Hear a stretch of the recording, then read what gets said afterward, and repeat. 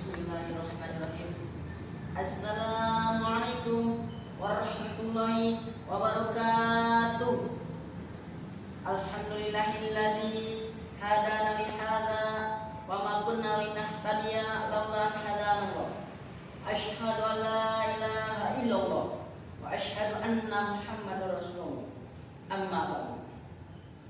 Pertama-tama dan yang paling utama yang saya hormati pimpinan Pondok Pesantren Al-Ikhwaniyah, yakni Abi Kiai Syarif Mawan beserta keluarga. Kita doakan mudah-mudahan disehatkan badannya, panjangkan umurnya, dimudahkan segala urusannya, dan dikabulkan segala hajat dan cita-citanya. Dan tak lupa yang saya hormati seluruh jajaran Dewan Guru yang mengajar di Al-Ikhwaniyah. Kita doakan mudah-mudahan disehatkan badannya, panjangkan umurnya, dikabulkan segala hajat dan cita-citanya, dan dijadikan anak yang soleh dan soleh. Dan yang saya hormati lagi santriawan dan santriwati,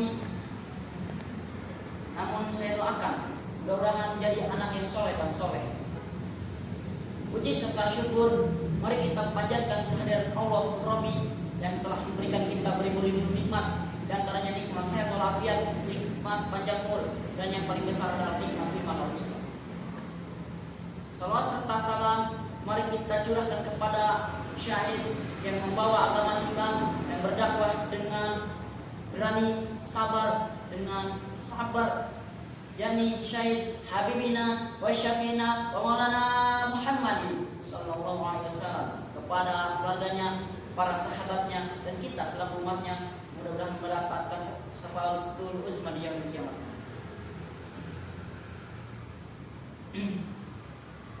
Muhammadun basyarun laisa kal basyari bal huwa yaqutu wan nasu kal hadal.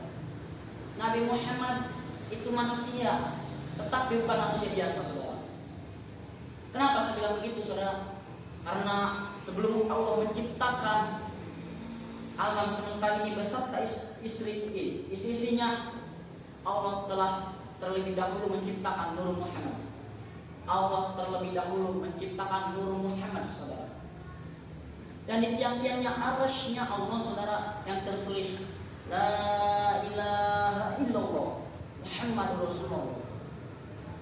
Nama Rasulullah SAW selalu berdampingan dengan nama Allah Subhanahu wa taala, tidak terpisahkan, karena Rasulullah SAW adalah kekasih Allah. Anta syamsu anta badaru anta nur fawqa nuri anta ifiru wa ghali anta misbahu suduri.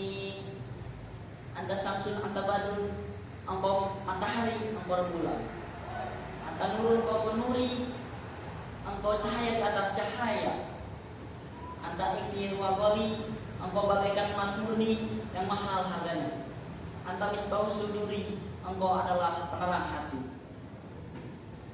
Begitu, saudara, Nabi Muhammad itu bercahaya. Nabi Muhammad bagaikan matahari dan rembulan. Dan Nabi Muhammad itu bagaikan penerang di hati kita, saudara. Apakah kalian tahu, saudara, ketika Nabi Muhammad lahir, apa yang terjadi, saudara? Ketika Nabi Muhammad lahir, Nabi Muhammad memancarkan cahaya dari tubuhnya sampai tembus ke langit, saudara.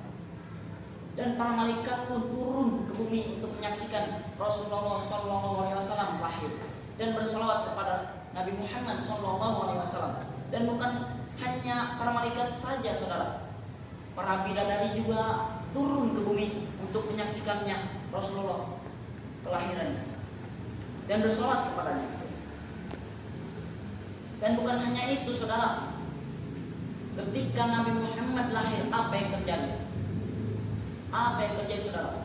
Ketika Nabi Muhammad lahir, api majusi yang beribu-ribu tahun tidak padam, api majusi yang tidak padam, kena angin, kena hujan, tidak padam-padam. Dan ketika Nabi Muhammad lahir, api majusi itu dengan seketika padam, saudara. Dan sungguh mulianya Nabi Muhammad Sungguh mulianya Nabi Muhammad. Saking mulianya Nabi Muhammad, ketika Nabi Muhammad keluar dari rumahnya, Nabi Muhammad ketika kepanasan tidak merasa panas, ketika hujan tidak merasa kehujanan. Kenapa? Karena awan selalu menaungi Nabi Muhammad SAW. Itu saking mulianya, saudara.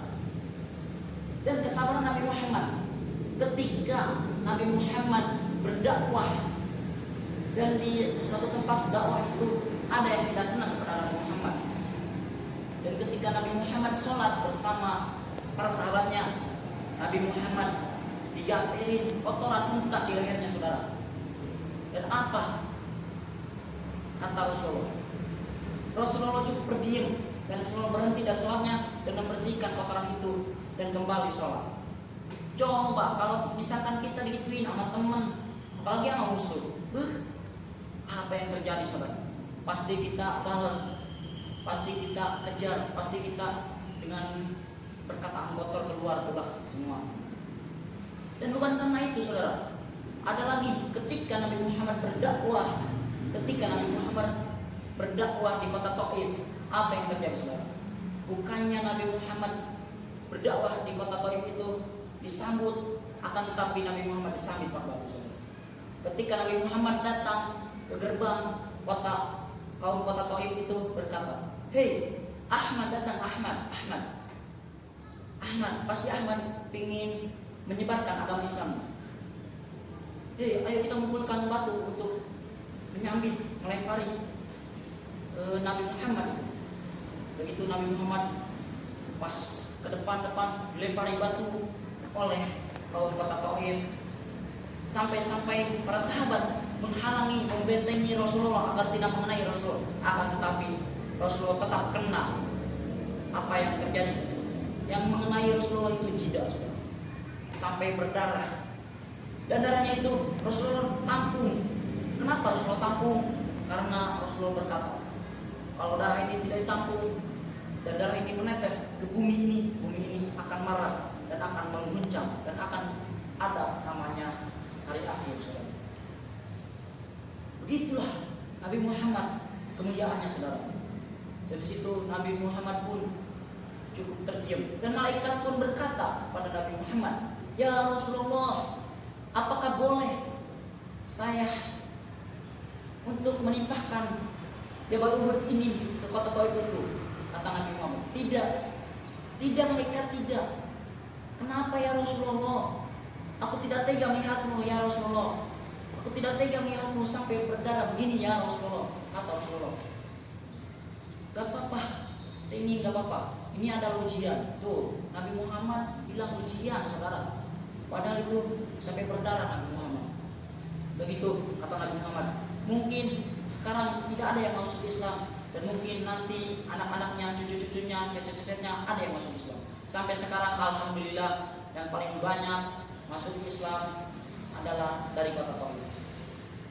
Dan banyak orang yang rindu kepada Nabi Muhammad, sayang kepada Nabi Muhammad, cinta kepada Nabi Muhammad, kepada perilaku Nabi Muhammad. Dan kita sebagai umatnya, apakah kita tidak cinta kepada Nabi Muhammad? Apakah kita tidak rindu? Apakah kita tidak ingin memeluk Nabi Muhammad? Pohon kurma aja rindu kepada Nabi Muhammad SAW. Ketika pohon kurma itu ada di situ, Nabi Muhammad selalu berteduh di pohon kurma itu, dan sampai-sampai pohon kurma itu rindu kepada Nabi Muhammad SAW. Dan kita, kalau kita rindu kepada Nabi Muhammad, kalau kita cinta kepada Nabi Muhammad, buktikan rasa rindu dan cinta kita kepada beliau. Gimana cara membuktikannya? Cara membuktikannya, kita banyak bersolawat kepada Nabi Muhammad SAW. Man ahaba syai'an kathura min dzikrihi. Barang siapa mencintai sesuatu, maka akan banyak menyebutnya. Kita mencintai Rasulullah berarti kita harus banyak menyebutnya. Bukan menyebut Nabi Muhammad, tapi kita menyebut dengan bersolawat kepada Nabi Muhammad SAW, agar kita bisa berjumpa. Dan kalau dia bisa berjumpa dengan Nabi Muhammad karena kita banyak dosa, saudara. Kita cukup memandang para hamba ilmu, para alim ulama, para kiai dan guru-guru kita. Pandang aja muka guru-guru kita. Karena guru-guru kita itu mewarisi dari Rasulullah SAW. Cukup sekian yang saya sampaikan, kurang lebihnya mohon maaf. Wassalamualaikum warahmatullahi wabarakatuh.